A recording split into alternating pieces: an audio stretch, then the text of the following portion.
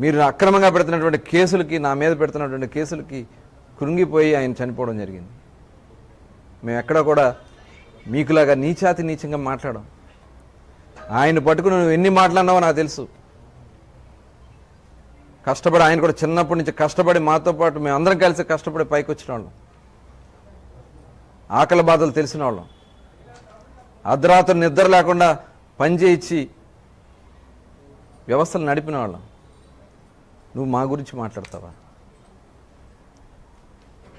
ఇవాళ మీరు దోచుకుని ఎంతెంత దోచుకున్నా, ఇసుకలు నువ్వు దోచుకోలేదా, పామర్లో దోచుకోలేదా, ఇవన్నీ తెలీదా? కొడాలని మీరంతా కలిసి ఏ రంగం దోచుకున్నారో మాకు తెలీదా? రాష్ట్ర ప్రజలకు తెలీదా? ఇవాళ నేను చూపిస్తా, మొత్తం చిట్టా ఉంది. బినామీ ఆస్తులు మీ తల్లి, మీ అత్తగారి పేరు మీద, మీ భార్య గారి పేరు మీద 2004 నుంచి 2024 వరకు లిస్ట్ ఉంది. అవన్నీ కూడా ఎంక్వైరీ జరుగుతున్నాయి. అయిపోయిందిలే, నేనేదో మాట్లాడేస్తాను, నన్ను అరెస్ట్ చేస్తే నాకు సింపతి వస్తుందనో. అవినీతి చేసిన వాడిని ఎవరూ హర్షించరు. ఇవాళ మీరు చేసే ప్రతిదీ నోట్ అవుతుంది, కౌంట్ అవుతుంది, ప్రతిదానికి మూల్యం చెల్లించుకోవాలి. ఇవాళ చంద్రబాబు నాయుడు గారిని అసెంబ్లీలో మీరు అవమానపరిచినటువంటి విధానానికి ఒకడికి రొంగెలిసిపోయింది. ఇంకోడేమో అదేంటి ఏమంటారు, దాన్ని జాకెట్ వేసి తిరుగుతున్నాడు. అదేలే బ్యాకెట్ చెల్టో దాన్ని ఏమంటారు నాకు తెలియదు, కానీ అది వేసి తిరుగుతున్నాడు. ఇప్పుడు నెక్స్ట్ ఇటు గోసిట్టు తిరుగుతుంది. ఇట్లాగే మాట్లాడితే ప్రజలు ఆల్రెడీ పైన చొక్కా ప్యాంటు ఓడదీశారు. చూశారు కదా మొన్న ఎలక్షన్స్లో 94% మ్యాండేట్ ఇచ్చారు. 94% మ్యాండేట్ వాళ్ళ ఆంధ్ర రాష్ట్ర ప్రజలు మాకు ఇచ్చారు. అలా మేమేం విర్రవేగట్లేదే. మేము తలుసుకుంటే వచ్చిన తొలి రోజే మీరు జైల్లో ఉండేవాళ్ళు. అలా మేము చేయలేదే. నువ్వు బియ్యం కేసు వచ్చినా న్యాయంగా విచారణ చేయమన్నా, లేదంటే తెల్లారే నేను తీసుకెళ్ళి లోన్ వేసేవాళ్ళే.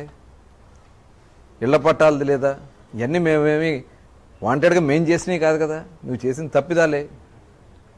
ఇవాళ అక్రమాస్తుల కేసులు ఖచ్చితంగా మీ చేసినటువంటి దుర్మార్గాలు, మీరు చేసినటువంటి అరాచకాలు మొత్తం బయటకు వస్తాయి. మచిలీపట్నంలో ఉన్న ఎలక్షన్స్లో మరి ఆ గౌడ సోదరులు మీరు కొట్టలేదా? పోతేపల్లిలో అప్పుడు బీసీ కదా వాళ్ళు.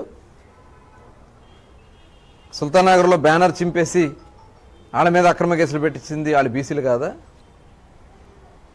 నువ్వు బీసీల గురించి మాట్లాడుతున్నావంటే నిజంగా ఇది చెప్తున్నా, ఇది కులాలకి, మతాలకి, ప్రాంతాలకి, చివరికి కుటుంబాల్లో కూడా పెట్టడానికి జగన్మోహన్ రెడ్డి ఆ కుటుంబం చూశారు కదా. ఆ కుటుంబం ఏంది, గొడ్డలిపోటు, తర్వాత గుండెపోటు, చెల్లొచ్చి పట్టుకుంది కాబట్టి మళ్ళీ గొడ్డలపోటు వచ్చింది.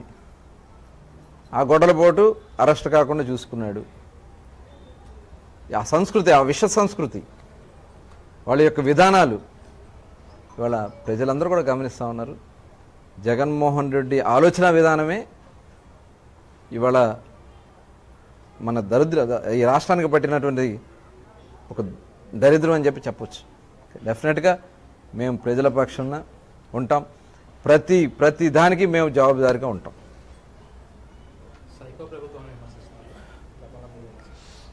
సైకో ఏం చేసాం? సైకోకి ఎవరు సైకోలు అంటే ఎవరంటారు? పామర్లోనేమో అది పల్నాడులో కారుతో తొక్కిచ్చారు. ఎవరైనా సింగయ్యని కారుతో తొక్కిచ్చేసి చంపేశారు. దళితుడైనటువంటి సింగయ్యని. తర్వాత ఏం చేశారు? మళ్ళీ రప్ప రప్ప సినిమా డైలాగ్ అంటాడు జగన్మోహన్ రెడ్డి. రప్ప రప్ప రప్ప రప్ప సినిమా డైలాగ్లో చెప్తే తప్పు అనేవాడిని సైకో అంటారా? అది అంటాం తప్పురా బాబు అన్నవాడిని సైకో అంటారా? అట్లాగే రప్ప రప్ప కాదు, కన్ను కొట్టి వేసేయమని చెప్పేవాడు సైకో అంటారా? తెల్లారెళ్ళి పలకరించాలి, రాత్రి వేసేయాలన్నా పొద్దున్నెళ్ళి పలకరించేవాడిని సైకో అంటారా? సైకో అంటే ఏంటి? అయ్యా పేరు నాని గారు సమాధానం చెప్పండి. సైకో అంటే ఎవరో? అంటే రాత్రి చంపేసి పొద్దున్న వెళ్ళి పలకరిస్తే నీకు తెలుసు. మీ నటన మాకు తెలుసు.